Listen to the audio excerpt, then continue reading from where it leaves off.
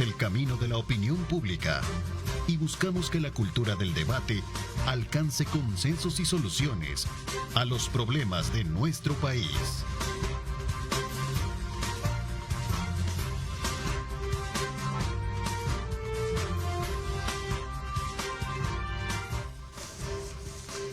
¿Qué tal? Buenos días, El Salvador, ¿cómo están? Qué placer enorme estar y continuar con ustedes a esta hora de la mañana. Son las 6:30. Bienvenidos a este día jueves.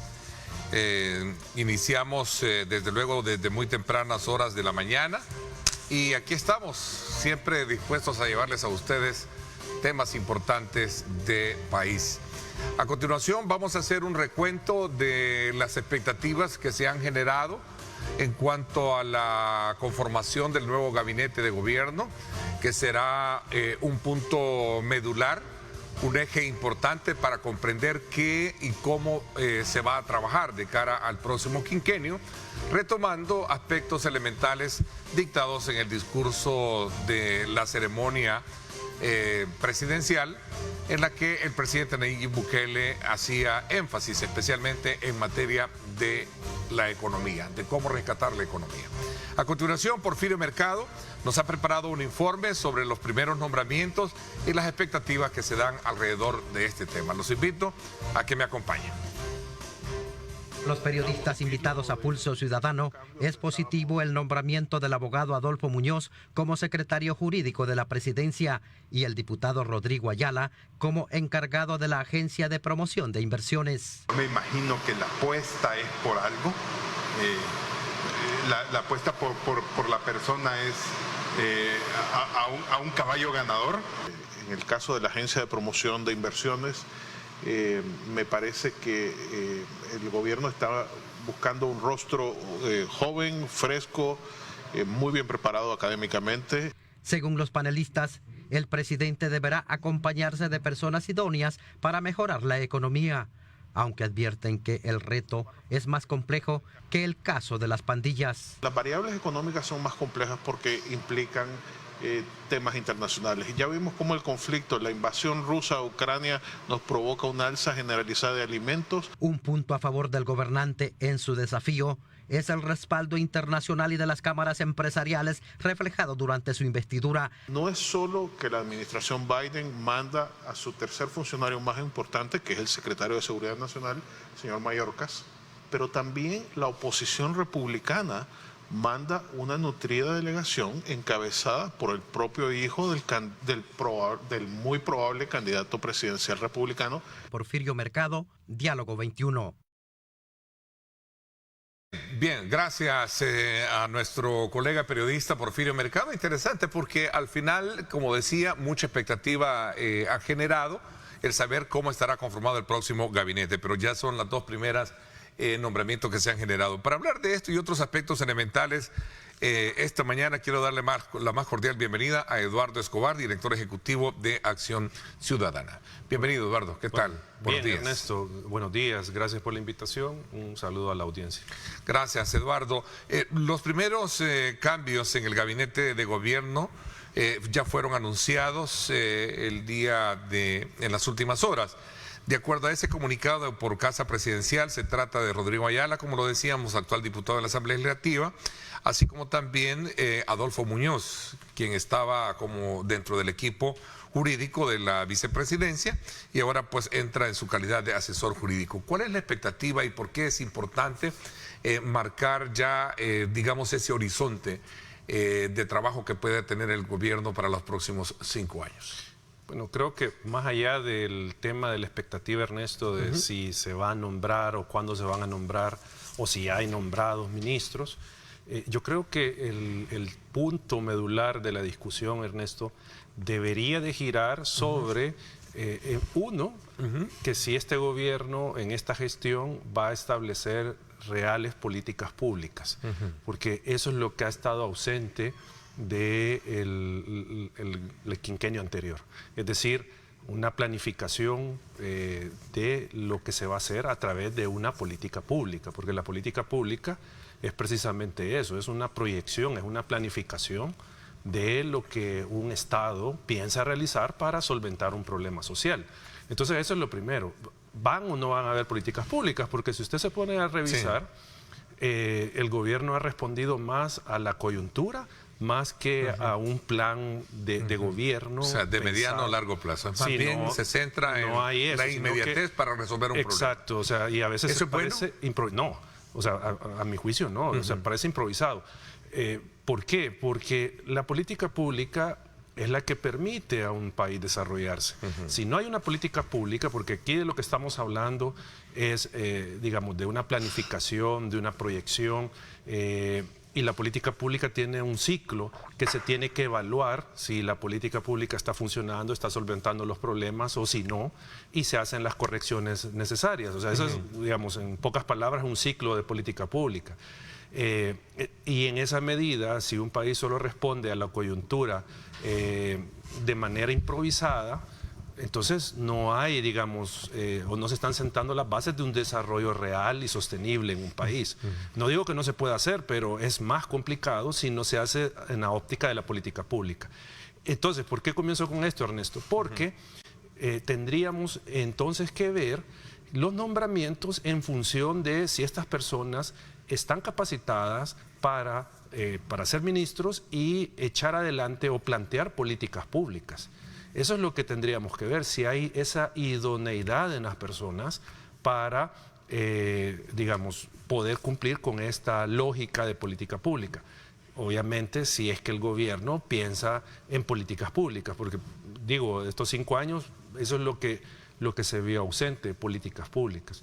Y en esa medida, esta idoneidad de las personas se puede ver en diferentes ámbitos, Ernesto. El ámbito técnico, es decir, conozco qué es una política pública, cuáles son las nuevas tendencias en políticas públicas, soy especialista en la materia en la cual me están nombrando o para la cual me están nombrando, y lo otro es un tema de la probidad de esta persona, la honestidad de esta persona. O sea, porque no solo basta que pueda ser un técnico, sino que tiene que ser una persona honesta, tiene que ser una persona comprometida con diferentes ámbitos, por ejemplo, la rendición de cuentas, la transparencia. Entonces, creo que desde esa óptica... ¿Depende mucho del funcionario o digamos, de las características mismas que tenga como compromiso que haya asumido el gobierno, ¿no? Es que el hecho de poder rendir cuentas, porque yo creo que es una parte elemental que incluso beneficia mucho a la imagen del mismo gobierno, ¿no? Sí, es que la transparencia, la rendición de cuentas no es un tema de ataque hacia un gobierno, sino que por el contrario, es posibilitarle a la ciudadanía que pueda verificar que su gobierno está siendo efectivo y está siendo honesto en el manejo de los fondos, por ejemplo. Para eso es una parte de la transparencia, por eso sirve también. Pero también le puede ayudar al gobierno a mostrarse ante la población de que sí, que cuida bien los recursos estatales, que los maneja adecuadamente. Y eso le beneficia en su imagen. Entonces tiene un doble sentido, pero obviamente... el que pesa más digamos, en esta temática es que sean personas que lleguen a administrar correctamente la cosa pública. Por eso decía, tiene que tener una competencia profesional, una competencia técnica en la materia, tiene que también ser una persona proba para ocupar el cargo. Entonces, planteado eso, es que... sostengo, a partir de eso es que se tendría que evaluar a las personas que se están nombrando o las que se van a nombrar, si reúnen esas características. Eduardo, a lo largo de la historia que se ha escrito en el país a la hora de la asunción de un nuevo gobierno, hemos estado acostumbrados a que inmediatamente al acto ceremonial de traspaso se haya tenido la juramentación de este gabinete. ¿Intuyes algo por el cual a lo mejor no se haya hecho esto? Porque hay muchos rumores de pasillos que hablan de X o Y motivos por los cuales no se haya hecho. Voy a retomar un poco, recogiendo parte del contenido que emitió Casa Presidencial, en donde habla que para los próximos meses, en los próximos días o en los próximos meses, creo que lo dice palabras más, palabras menos, hace ver de que estarían haciéndose los nuevos nombramientos. Es decir, hay o no hay, ahí está, gracias producción, ahí está precisamente el comunicado y cuál es el estatus legal de los actuales funcionarios. A ver. Por el comunicado uno entendería que el presidente, digamos, emitió alguna decisión de convalidar por un periodo más a los actuales ministros. Ahí habría que ver si les ha dado, digamos, un periodo indeterminado o ha fijado una fecha para terminar su periodo, mientras evalúa si hay o no cambio de autoridades. Yo creo, Ernesto, que en esta situación que se está dando hay un factor que hace la diferencia respecto de otros gobiernos, que los anteriores, pese a que era un cambio de presidente, pero mantenía el mismo partido. O sea, pasaba eso. O cuando en 2009 se dio el cambio de partido político en el gobierno. Lo que quiero decir es que no se había dado esta situación de mismo partido en el gobierno y mismo presidente, sino que se había dado una situación totalmente distinta, pues, o sea, era el mismo partido tal vez, pero era diferente presidente. Y acá estamos ante una situación inédita, que es que el mismo presidente del periodo anterior es el que va a continuar. Entonces, tal vez eso hace una diferencia de por qué no hay inmediatamente un cambio. Si hablamos de un gobierno de transición, estamos hablando de un gabinete de transición. Sí, en transición pero ¿a eso te refieres? Ajá, o sea, lo que quiero decir es que si había cambio de Arena al FMLN en 2009, sí era necesario un nuevo nombramiento. Un nuevo nombramiento. Entonces ahora no lo ves tan... Lo que quisieras un poquito más de concreción, de saber los perfiles, hacia dónde verdaderamente... Sí, es que apunta todo esto. Solo cerrando la idea, el punto es, hay cambio de gobierno, pero es el mismo gobierno el que va a seguir. Entonces, eso puede, digamos, como explicar en parte por qué no se puede dar, o no se ha dado, digamos así, públicamente a conocer cuáles cambios se van a dar, porque todos se mantienen y progresivamente van a ir cambiando, porque ya lo dijeron. Eso es un punto, y como digo, la diferencia es que hay el mismo presidente el que va a estar al mando del Ejecutivo, y por eso tal vez no están corriendo con ese cambio.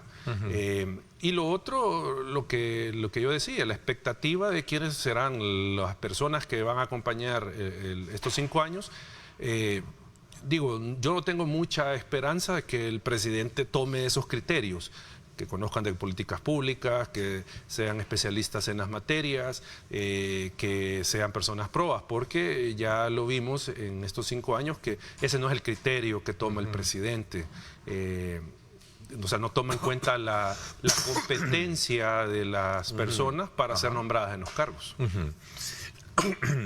Ahora, el hecho de esta designación de un diputado, bueno, el caso de Rodrigo, que tiene una preparación muy, digamos, destacable en el área económica, graduado en el extranjero, llega a asumir unas riendas muy importantes que trazan un eje muy significativo en el discurso emitido por el presidente. Es decir, vamos por la economía, ¿verdad? Vamos aunque tengamos que utilizar medicina amarga. ¿Qué piensas?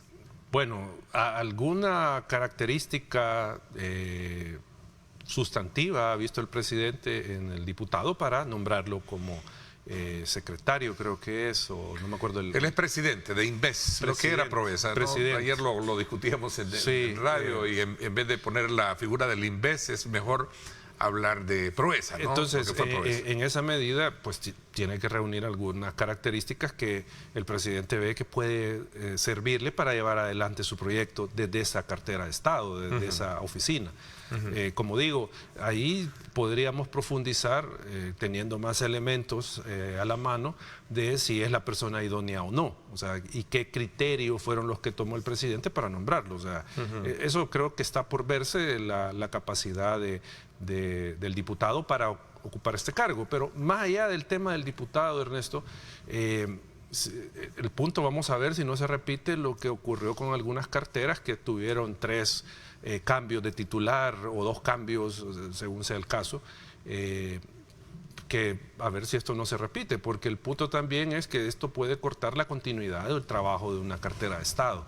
Una lógica de trabajo que se suspende y se coloca otro titular, eso puede afectar el ritmo también. ¿Y la ley que dice? Que tiene, digamos, vigencia aun y cuando no haya sido juramentado, pero como tú dices, ¿verdad? Como no hay mucha información, pues lo más seguro es que estén juramentados. Es que tendría que haber... o avalados. Tendría que haber... un respaldo jurídico que los haga ellos firmar documentación. No sabemos nada, ¿no? bajo qué figura lo han hecho. Si, digamos, se emitió un nuevo decreto ejecutivo que le amplía el periodo, no sé, o sea, no sé qué figura es la que han usado, por el tema de que estas personas que están ocupando los ministerios tienen que tener la investidura como tales para poder refrendar cualquier tipo de acto que en el ministerio se ejecute, o sea, lo que le corresponde a un ministro. Porque de hecho, el Consejo de Ministros, ¿cómo me voy a poder reunir en el Consejo de Ministros si no estoy nombrado como ministro? Exacto. O sea, pero por eso digo, no creo que hayan dejado tampoco tan a la deriva desde la óptica jurídica el tema de los ministros. Tiene que haber algún acto, alguna situación jurídica que le dé esa investidura de manera temporal probablemente a los que anteriormente eran ministros y que continúan en el cargo. Ok, Eduardo, el día 1 de junio marcó un hecho trascendental por varios aspectos que tienen que ver con el tema de la continuidad en el ejercicio presidencial. Un tema que ya en el pasado creo que lo hemos desde luego abordado de manera muy extensa. La presencia de delegaciones de países como Estados Unidos y otros, de alguna manera vienen y legitiman o en todo caso reconocen el gobierno de continuidad, en este caso del presidente Nayib Bukele. ¿Cuál es tu lectura con relación a ese debate que se genera también en algunos círculos críticos de la oposición que siguen insistiendo y cuestionando precisamente la forma en cómo se lleva a cabo este tema relacionado con este nuevo ejercicio del gobierno? Bueno, yo creo que, como ya se ha dicho, Ernesto, 2.8 millones de votos no legitiman al presidente, tampoco la presencia de la comunidad internacional. O sea, no subsanan el vicio que tiene el presidente. Y el vicio es la inconstitucionalidad de su candidatura. ¿No te dice nada la presencia de funcionarios de Estados Unidos? Solo estoy hablando de la legitimidad. De legitimidad. Ya, o sea, eso no subsana ese vicio de origen que tiene en este mandato. Que ya lo discutimos. Claro. Pero el punto es que la comunidad internacional tiene que ser pragmática en el sentido de que, o sea, solo tiene dos opciones: no reconocerlo y cortar relaciones con El Salvador, o mantener las relaciones diplomáticas, económicas, etcétera, con El Salvador, pese a esa circunstancia.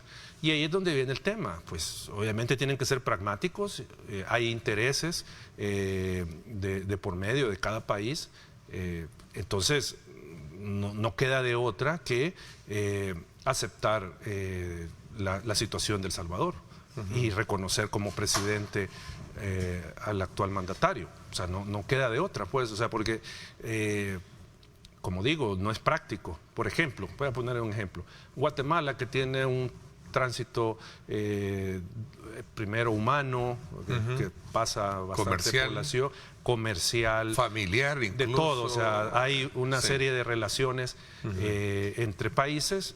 No puede de repente Guatemala decir: no reconocemos a su presidente por inconstitucional, cerramos las embajadas, cerramos fronteras. No, o sea, eso no va a suceder.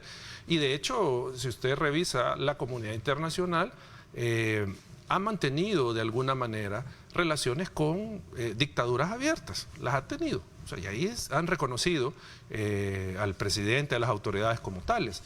Entonces, en el caso de El Salvador, que todavía no se ha llegado a ese punto, que vamos camino, pero que no se ha llegado, pues es entendible, es lógico que la comunidad internacional pues asista y al final termine reconociendo a las autoridades que están en el país. Como digo, esto puede ser discutible, sí, sin duda, porque como usted bien lo planteaba, Ernesto, hay sectores que son más radicales y dicen: no, es que no tendrían que haber venido, no tendrían que reconocerlo, y esa es una postura. Ok, pero por pragmatismo o diplomacia, dejémoslo ahí. Sí, lo que haya pasado. Claro. Pero ¿qué piensas del sector privado que emite un comunicado en su conjunto con varias gremiales y también reconocen y le toman la palabra para iniciar este nuevo proyecto que busca consolidar y mejorar la economía del país, aún y cuando, ya vamos a hablar de ese término, se tenga que utilizar medicina amarga como se utilizó con el tema de la seguridad en el país. El presidente, por cierto, con Carston,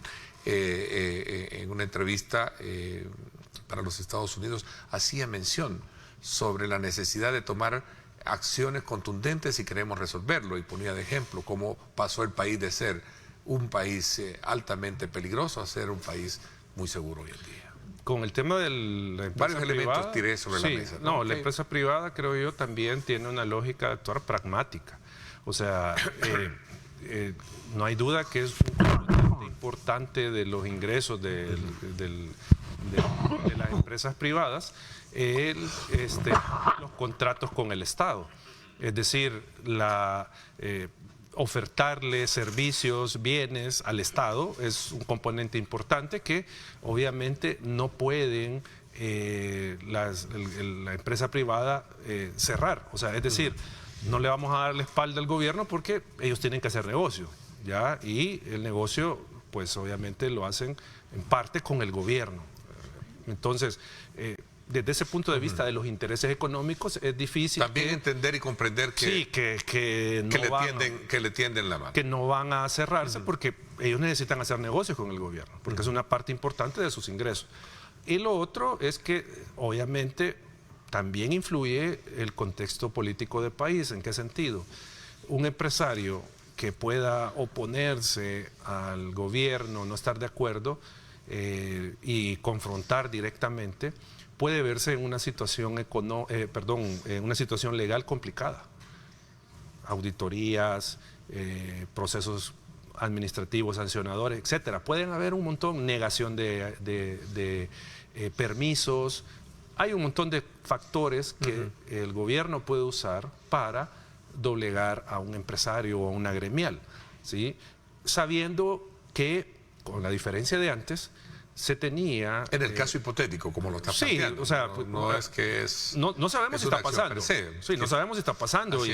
Pero el punto es de que ellos saben, la empresa privada sabe que no tiene un sector judicial que pueda ser, digamos, medianamente imparcial para resguardarle sus intereses si en caso el gobierno se excede en el ejercicio del poder. Es decir, no hay un tribunal constitucional donde pueda frenarse cualquier acción que pueda afectar derechos, no solo de la empresa privada, sino que en general del país. Entonces, el saber que no hay una institucionalidad que pueda tutelar derechos, ¿qué es lo que hace? O sea, yo no me voy a poner a pelear con porque si peleo con él, ¿quién me va a proteger? ¿Quién me protege? Ese es también otro factor, sin duda, que empuja a que mejor hagamos negocios, llevemos la fiesta en paz, para no complicarnos. Ese es otro factor, Ernesto. Ahí solo tal vez la reflexión, para cerrar, digamos, esta parte, es que ya se les ha dicho, y ellos lo saben, el sector privado del país, lo que pasó en Nicaragua. Al inicio todo fue así. Todos dijeron, estábamos con el gobierno, porque el gobierno les dijo, hagan negocios, yo no me meto, pero apoyen el proyecto de país. Y comenzaron a hacer negocios, comenzaron a hacer dinero.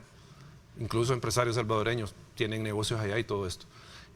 Pero ya cuando la cosa se puso complicada, que la represión fue mayor, ahí comenzaron los problemas para el sector privado.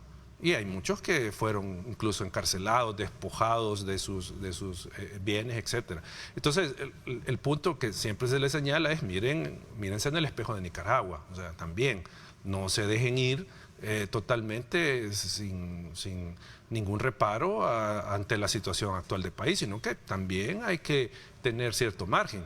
También eso creo que es importante tenerlo en la perspectiva, Ernesto, que allá cuando se apoyó al gobierno de Ortega no pensaban que se les iba a girar, les iba a dar vuelta la tortilla, como se dicen, y hay varios que están complicados. A ver, otro hecho que trasciende ese momento del cual hemos tomado como punto de referencia para la lectura que estamos haciendo esta mañana en el programa es conocer la opinión que tienes tú con relación a cómo lograr sacar adelante la economía del país tomando medicina amarga, si es posible. Y a esos agréguele que parte de su discurso se centra en sacar el compromiso de la población basada en un juramento en la cual les dice, pues, ¿verdad? No renieguen, ¿verdad? Porque lo que vamos a hacer va a costar un poco, va a doler un poco, pero a lo mejor vamos a tener los resultados que queremos, sacar adelante la economía. ¿Cuál es la lectura que tú haces basado en el principio de antecedentes que hemos tenido también con el tema de la seguridad? Que por muchos años, a lo largo de los años, ningún gobierno, por falta de voluntad política, por lo que sea, por intereses, no lograron resolver parte del problema de la inseguridad. Hoy somos un país que hemos mejorado casi en un 100%, es algo innegable, pero ahora vamos por la economía. ¿Qué piensas al respecto?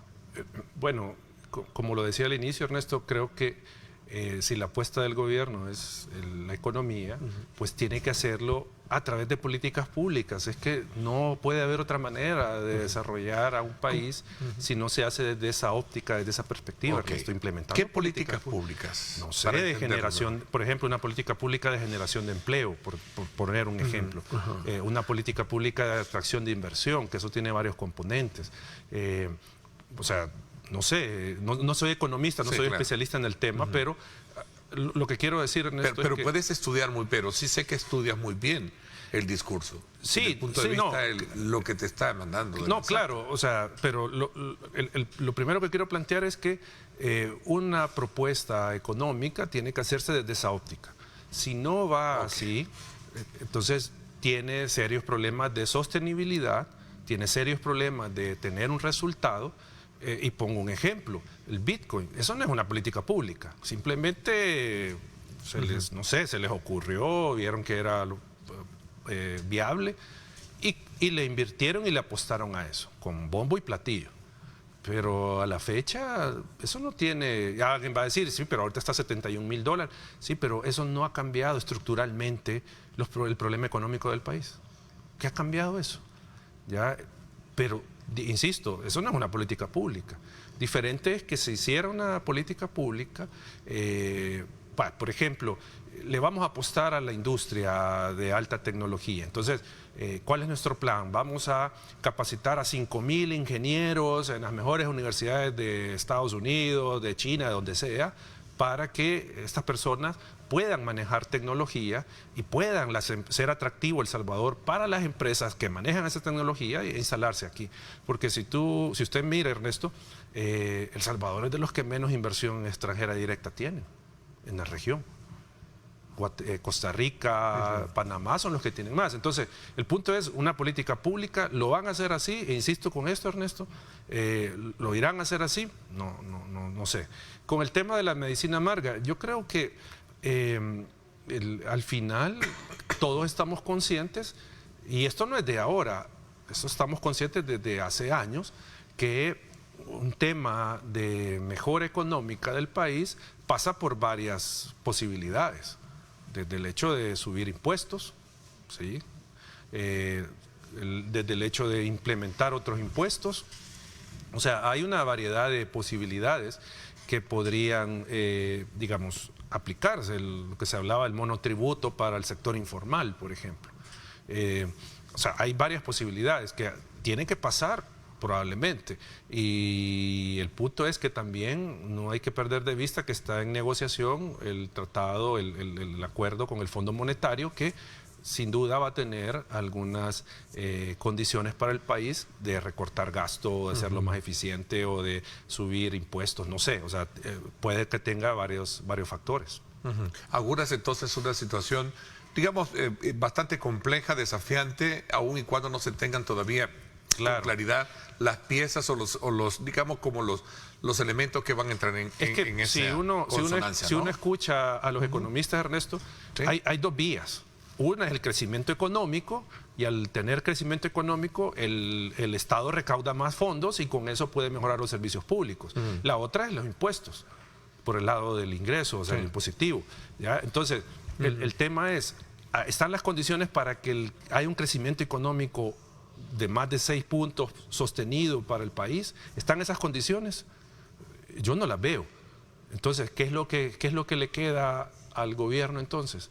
el tema del ingreso y el gasto. Ok, bueno, por cierto, lo hablaba con el economista Francisco Lazo y él hacía mención del tema del IVA, por ejemplo. Él hablaba que si ese es el énfasis de subir los 2 puntos, pues el trago será amargo y lo mismo ocurrirá si se reduce la planilla pública. Obviamente eso traería consigo muchas personas que estarían en su momento quedándose sin trabajo. ¿Qué desafíos mayores enfrenta el tema de la democracia en el país? Ahora vamos a hablar de esto desde tu perspectiva. ¿Cuáles son, digamos, aquellos componentes que deberán acompañar esa, digamos, proyección que hace el gobierno para poder establecer una mejor situación económica para los salvadoreños? Vamos a la pausa, son las 7 de la mañana en punto. Gracias por estar con nosotros. Bueno, gracias. Sin duda alguna, qué rico es disfrutar de café rico, sobre todo por la mañana. Por eso yo lo invito a usted a tomarse un café rico, el café perfecto. Continuamos conversando con Eduardo Escobar esta mañana, director ejecutivo de Acción Ciudadana. Y nos hemos quedado, después de hacer una valoración desde su perspectiva sobre las proyecciones que tiene el gobierno para rescatar la economía, hablar en este siguiente espacio de los, llamémosle, los desafíos sociales que se deberán enfrentar, especialmente cuando se trata de asegurar un equilibrio entre el tema de lo que hemos hablado, medidas económicas, y en este caso el bienestar de la población. Porque si bien es cierto, en ese mismo contexto, ese voto de juramento para pedir fidelidad, creo que es importante acotarlo en medio de estos 2 componentes. Equilibrio económico y bienestar de la población. Sí, Ernesto, pero yo le agregaría también un tercer factor, el tema democrático. Okay. Ya, o sea, sí es importante que se establezca un plan de desarrollo de nación que no afecte tanto a la ciudadanía, pero que permita también crecer. Pero al mismo tiempo no podemos descartar, si queremos todavía seguirnos llamando una democracia, aunque sea electoral, el aspecto democrático. O sea, tenemos que incluirlo. Y en esa medida, Ernesto, hay, digamos, varios puntos discutibles, incluso de alarma en lo que dijo el presidente, que no solo es el tema de la medicina amarga. Eso creo que es el menor de los males, el tema de la medicina amarga, sino que el punto referente a cuál es la visión de la relación de mandato que tiene el presidente con la población. Recordemos, Ernesto, que cuando yo le doy el voto a una persona y queda electo funcionario, ahí hay una relación de mandato. Yo le mando a él qué es lo que tiene que hacer y lo nombro para eso. Y en esa medida, yo lo mencionaba en otro espacio, hay una distorsión de esa relación de mandato ya que se da con este discurso, precisamente porque convierte o intenta convertir el presidente a la ciudadanía en súbditos, ¿ya? Y eso es diferente. O sea, no está, el presidente no está hablando de ciudadanía en su discurso, sino súbditos. Súbditos, vasallos. Sí, ajá. Vasallos, eso es lo que ha dicho el presidente. Un ciudadano, la ciudadanía, implica ser sujeto de derechos, ser sujeto de obligaciones también. Esa es la ciudadanía, que yo pueda ejercer mi libertad de expresión, que yo pueda ejercer mi libertad de pensamiento, mi libertad económica, la libertad de prensa, que yo asuma mis obligaciones de respeto a los derechos de los demás, de cumplir con las obligaciones que tengo con el Estado, pago de impuestos, respeto de la ley, etc. Eso es ciudadanía, ¿sí? Pero él no habló de ciudadanos y ciudadanas, él habló de vasallos, eso es lo que él dijo, de súbditos. Y eso es preocupante desde el punto de vista democrático, Ernesto, porque si se quiere construir en realidad un proyecto de nación, de desarrollo, necesita el gobierno tener a su lado a ciudadanos. Ok, pero ¿no crees tú que también él se respalda precisamente por ese voto de popularidad que le hace? Es que eso, Ernesto, es como reducir el concepto de democracia, decir, no, es que porque me votaron yo puedo hacer lo que quiera. No, porque hay que recordar, Ernesto, hay 2 tipos de legitimidades en los funcionarios de elección popular. La primera es la legitimidad de origen, es decir, que de dónde proviene mi mandato, viene de algo válido o no. Y el segundo es la legitimidad de ejercicio. O sea, yo estoy investido para ejercer esto, pero lo estoy haciendo legítimamente. lo estoy haciendo conforme a la Constitución, respetando los derechos, etcétera. Ahí es donde viene el punto, ¿ya? Entonces, la legitimidad de ejercicio es la que, digamos, él está tirando al traste al decir que pues, es mejor tener súbditos y no ciudadanos.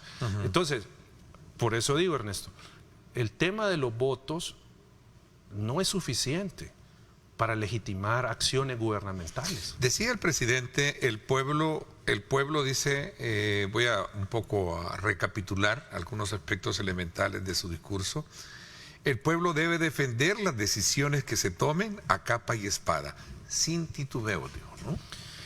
De nuevo, la parte que yo decía, Ernesto, o sea, una ciudadanía, si bien está de acuerdo con un proyecto político y si bien puede defenderlo, pero eso no le suprime el derecho a cuestionar a lo que está haciendo el gobernante. Esa es parte de la democracia, el tema del disenso, de la diferencia. Eso es, digamos, algo fundamental en un sistema democrático. Entonces, al final, venir y decir esto, en términos democráticos, digo, no es lo mejor. Porque está, digo, suprimiendo esa visión de ciudadanía, de participación ciudadana, ¿sí? Y lo está trasladando hacia él. Él es el que va a hacer. Ok, tú dices que, decir, la palabra vasallo no lo dijo el presidente. Vasallo no lo dijo el presidente. No, yo lo estoy diciendo. Sí, tú lo dices para hacer la aclaración. Es una interpretación que tú haces de la forma en cómo él expresa. Sí, no, yo no he dicho que él dijo vasallo, sino que eso es el llamado que hace es a que seamos vasallos. En política los tiempos cuentan. Sí. Cualquier presidente lo estaría haciendo, ¿no crees? Basado en ese concepto de respaldo, de popularidad, de poder impulsar una agenda que a lo largo de la historia otros gobiernos no lograron hacerlo. Depende del estilo de cada quien y depende del contexto institucional. O sea, porque si hubiese otro contexto institucional con independencia de poderes y todo esto, probablemente no diría esto, ¿ya? No lo diría así. Pero como ese es su estilo y el contexto institucional permite eso, lo dice. Porque, por ejemplo, Ernesto, casi no se ha cuestionado esto, pero ¿qué es lo que dijo sobre la transparencia? Y hay que decirle a quienes nos escuchan que la transparencia es un pilar fundamental si un país se quiere desarrollar, ¿ya? No digo que no se pueda desarrollar sin eso, porque me van a decir Norcorea, Rusia, no hay transparencia y se desarrolla. Bueno, sí, hay, pero digo, ¿qué países son? Pero el punto es, si no hay transparencia, es difícil garantizar que los recursos públicos se usan efectivamente. Es difícil pensar que se está gobernando para la gente, o sea, si no hay transparencia, si no hay información. ¿Qué dijo el presidente sobre eso? Que la transparencia es que ustedes salgan en la noche a las 2 de la mañana y que no les pase nada. Eso es transparencia. Eso es lo que dijo el presidente, la transparencia que le piden. Y hay que decirle, no, señor presidente, la transparencia no es eso. La transparencia es que usted ponga, su gobierno ponga a disposición la información de lo que están haciendo. ¿Hay un hueco pertinente en ese, digamos, aspecto elemental que tiene que haber existido en un discurso de toma de posesión, abrir ese abanico de fiscalización, de auditoría que debe tener la ciudadanía frente a la administración Y no solo pública? en el discurso, Ernesto, sino que en estos 5 años hay vasta evidencia de reservas indebidas de información, hay negación de información de forma indebida. No conocemos muchos de los gastos públicos, de los contratos públicos, no se conocen. Pero con lo que dijo el presidente se entiende por qué no se conocen, ¿sí? Porque no creen en la transparencia. O sea, como decía hace un momento, no, presidente, la transparencia no es salir a la calle a las 2 de la mañana. Transparencia es que ustedes informen a la gente qué están haciendo, le rindan cuentas a la gente y permitan a la gente participar, porque es derecho y obligación de ustedes que la gente participe en la gestión pública, ¿ya?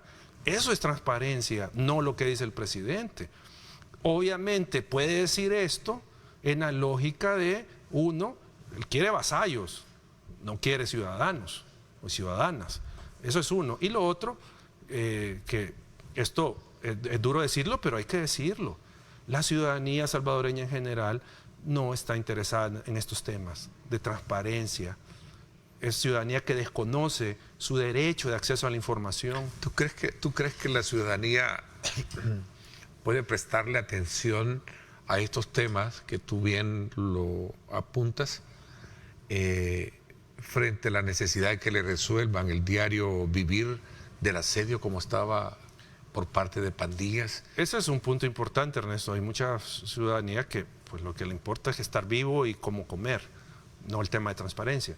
Pero, por eso insisto, si estamos hablando de ciudadanía, tiene que involucrarse la gente en esto, ¿sí? Tiene que entrar un poco a este tema, tiene que interesarle, ok, me quitaron al pandillero enfrente, pero ¿cuánto gastó el gobierno para esto? ¿Ya? ¿Cuántas personas se detuvieron injustamente por esto? Eso tiene que saberlo la ciudadanía, si quiere ejercer ciudadanía. Si yo quiero ser vasallo o súbdito, pues está bien. Si la gente quiere hacer eso, que lo sea, ¿ya? Pero si estamos hablando de tener una ciudadanía en una democracia, entonces esos conceptos de que, bueno, yo vivo por mi trabajo y a mí no importa la transparencia y todo, no caben, ¿ya? O tendrían que ser, digamos, más acotados y la ciudadanía tendría que estar más involucrada. Tal vez esto es muy utópico, pero esa es la ruta. ¿Por qué, Ernesto? Porque yo puedo decirle, en otro país democrático, que diga eso un presidente, no sería aceptado. Y eso le caería a la opinión pública encima. Que diga eso de la transparencia, por ejemplo. No, que lo diga en Chile, por ejemplo. Que diga que la transparencia es eso en Chile, que es uno de los países que ha ido más avanzado en esos temas. Y no digo que sea perfecto ni nada, no estoy diciendo eso. Pero que han avanzado más que nosotros en varios de estos temas. No lo aceptaría. ¿Por qué? Porque hay una ciudadanía más informada. Porque ese es el problema también de nuestra ciudadanía salvadoreña. Está desinformada. Está desinformada. Obviamente nunca le ha interesado al poder político en general informar a la gente. Porque al no tener información la ciudadanía es más manipulable. Se puede manejar la narrativa y el discurso con lo que yo quiero decir. Porque no hay otra fuente de información y no hay forma de contrastar las cosas. ¿Se puede elevar tu lectura a otro escenario más allá del estamento de gobierno para ver cuál es el rol o, digamos, cuál podría ser el comportamiento que se va a tener a partir de ese eje hegemónico que tiene ahora la Asamblea Legislativa con el partido mayoritario, ¿no?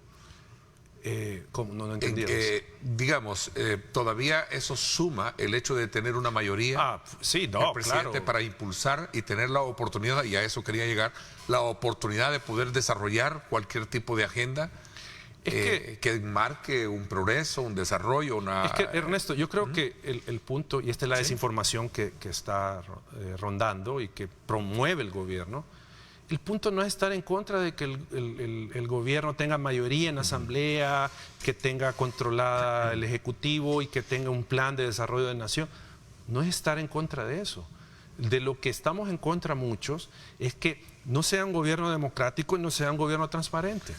Ese es el punto, Ernesto. ¿Qué papel, voy a un poco digamos, como a retroceder algunas piezas en este análisis que tú has hecho?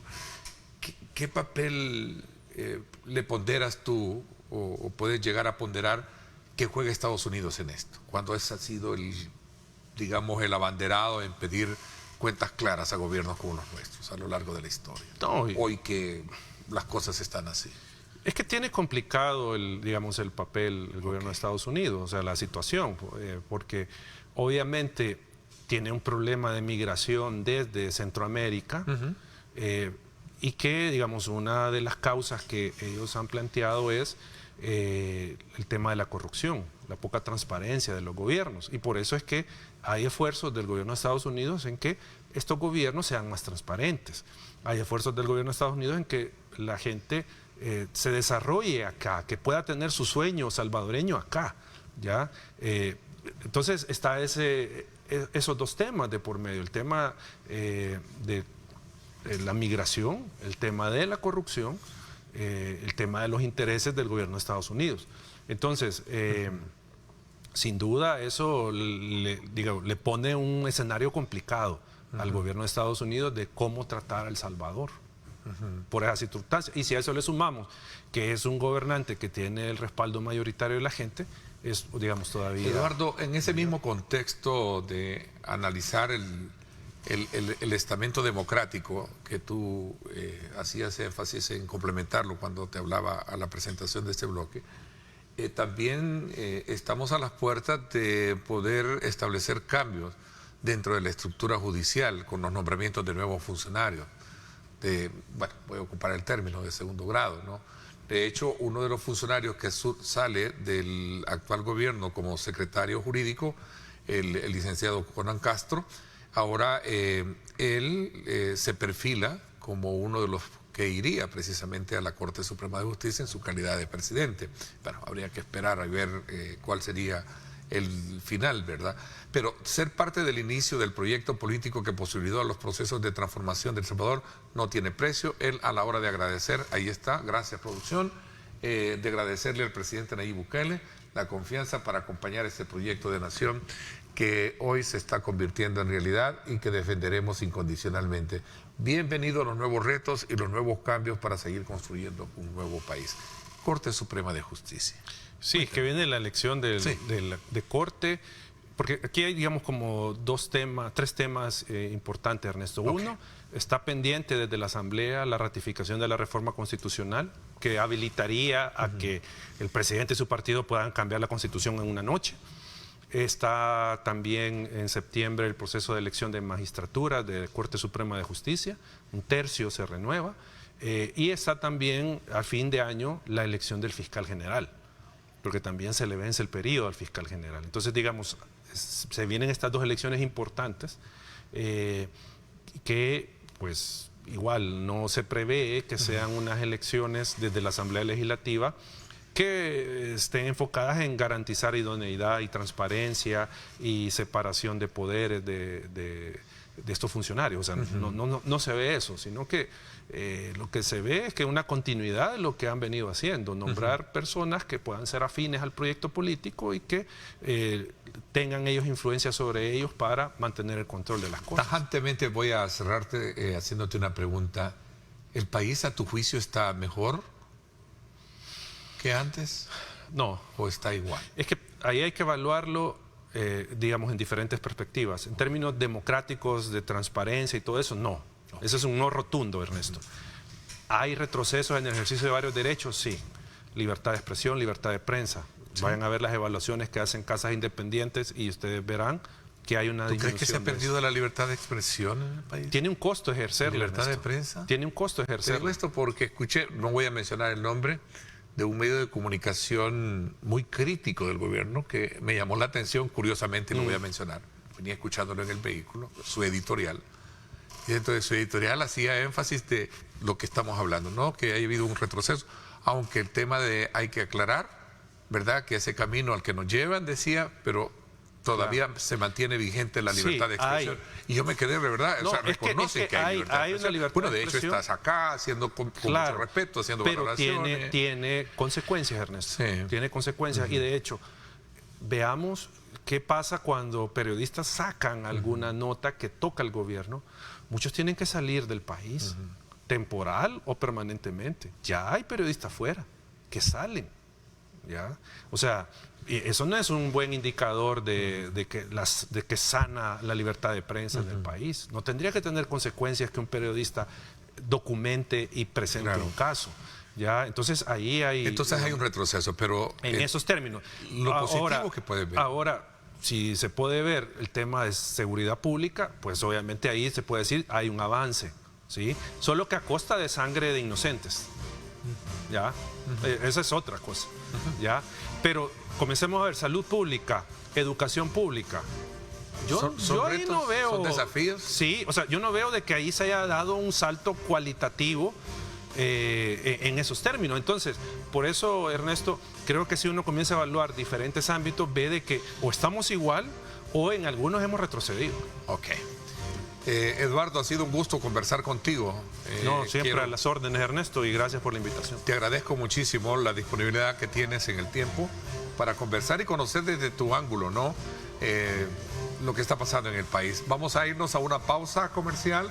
Cuando regresemos vamos a conocer otro ángulo con un conocedor de país, de temas de país, periodista, Eduardo Gutiérrez, vamos a hablar acerca de esos mismos temas, ¿verdad? Desde otro ángulo. Esa es parte del equilibrio y sobre todo también del carácter democrático que esta empresa, este programa tiene, el de poder ofertarles a ustedes los puntos y los contrapuntos de temas importantes de país. Vamos a la pausa y regresamos con más.